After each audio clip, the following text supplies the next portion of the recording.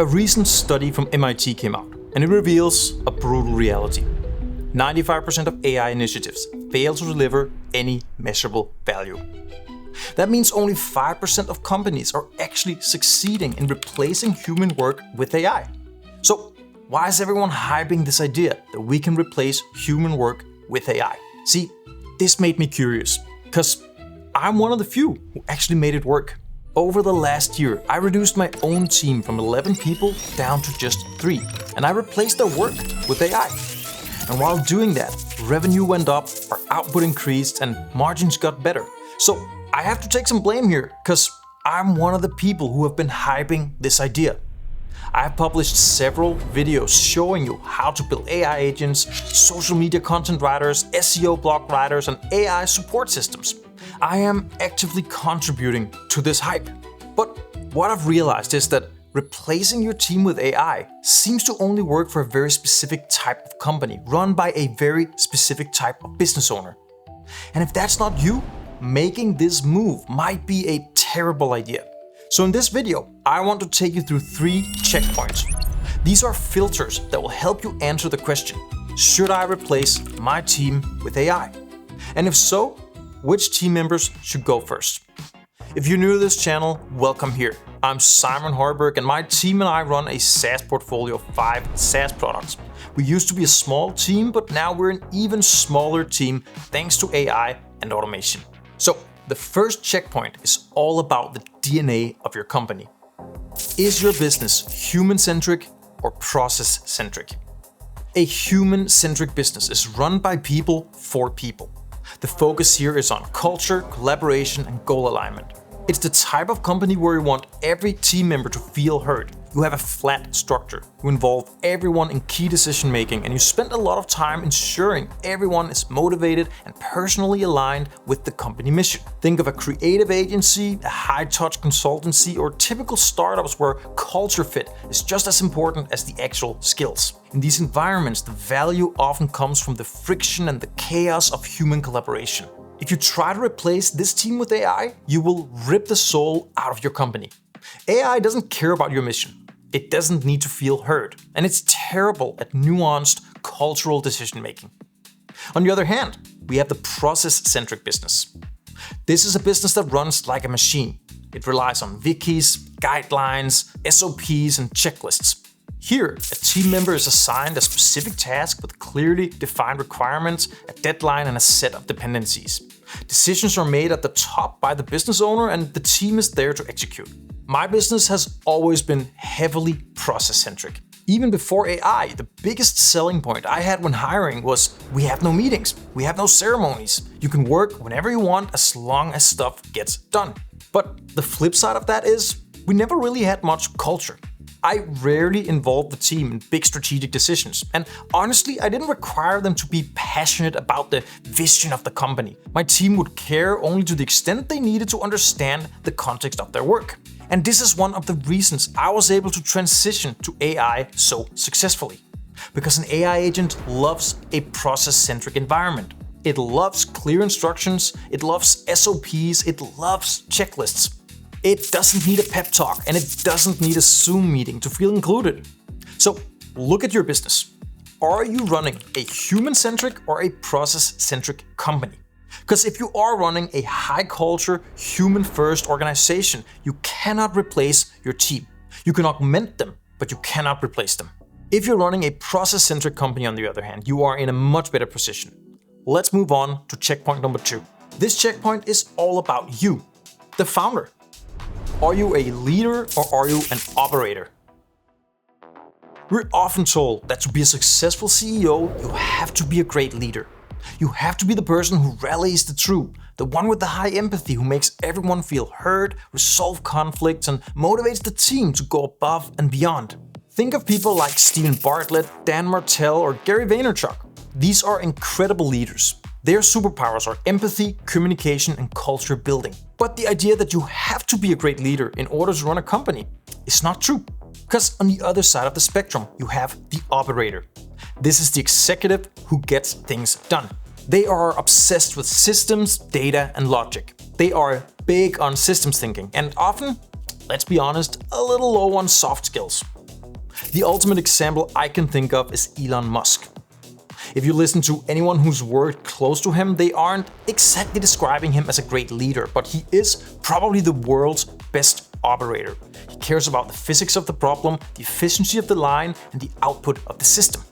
In fact, usually a great operator is not a great leader, and vice versa. This is why natural leaders often hire COOs or project managers to handle the systems, and why natural operators often hire team leads to handle the people. And this part requires a bit of self-awareness and introspection. I'll admit, I was never a natural-born leader. I consider myself a strong operator. I love building systems. I love optimizing workflows, but I've never enjoyed the people management side of things. The motivation, the conflict resolution, the emotional alignment, all of this. And generally, operators like me end up running process-centric businesses, while leaders end up running human-centric businesses. And this is the key. If you are an operator, AI is your dream employee. Because AI doesn't need empathy. It needs logic. It doesn't need motivation. It needs instructions. If you're a natural leader who thrives on personal connection, you will struggle to manage an AI workforce. Because you cannot motivate an AI. You cannot inspire an AI with a vision. You cannot take an AI out for a one-to-one to resolve a conflict. So look at these last two checkpoints. If you're a leader running a human-centric business, you can stop watching right now. You should not try to replace your workforce with AI. In fact, you should go watch other videos on leadership and how to become an even better leader, because that's where the true ROI is for you. But if you're an operator running a process-centric business, you are in the perfect position to replace your team with AI. But even if you have the right business and the right personality, you still can't just fire everyone randomly. You need to know exactly which roles to replace. So let's say you're running a process-centric business and you are an operator at heart. Does that mean you can just fire your whole team tomorrow? No, absolutely not. Because even inside a perfect system, there are certain roles that AI simply cannot touch yet. To figure out which roles you can replace and which ones you need to keep, I use a framework I call the RIP model. Honestly, no pun intended, that is what I call this framework. R stands for repetitive. This is the low-hanging fruit. Is the task identical every single time? Copying data from an email to a spreadsheet, formatting a monthly report, categorizing support tickets. If a human is doing this effectively like a robot, an actual robot will do it better, faster, and cheaper. The P stands for predictable. Is there a clear right or wrong answer? Write an SQL query that pulls active users from the database. There is a correct way to do that, but reply to our biggest enterprise client who is threatening to churn because of a server outage? This is not predictable. AI can write a polite apology, but it can't read the room. It doesn't know the specific client, and it doesn't know that he needs an honest phone call to be saved. AI thrives on formulas. It fails on nuance. But here's the real trap. Most founders do get the R and the P right, but they completely ignore I. I stands for isolated, and this is where 90% of AI implementations fail. Can the task be done in a vacuum? Or does it require tribal knowledge? I use AI to write code every single day, and AI is incredible at writing clean, high-quality code. But AI assumes that your code base makes sense, which, let's be honest, most code bases don't. That's why it will randomly refactor code, remove old functions, or delete an unused table in your database. It doesn't know that you have a random Zapier automation set up 2 years ago that reads that specific table in order to run your payroll. This is context. It is tribal knowledge. And AI is terrible at this. It doesn't know the history of your company.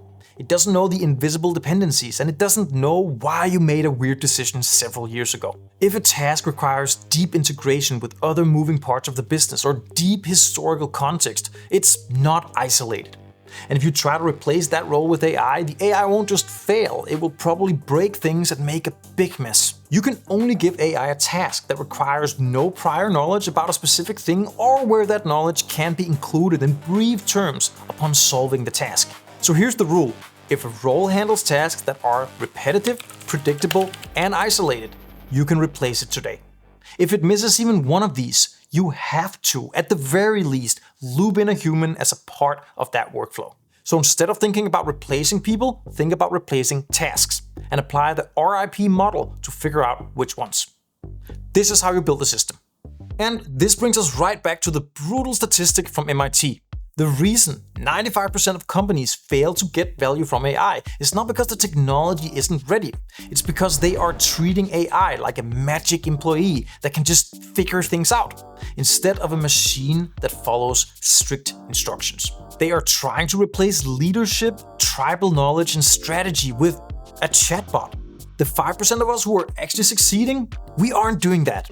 We are acting as operators. We are stripping away the repetitive, predictable, isolated tasks, and we are handing them over to agents so humans can focus on the things that actually require a pulse. Now, understanding the theory is one thing.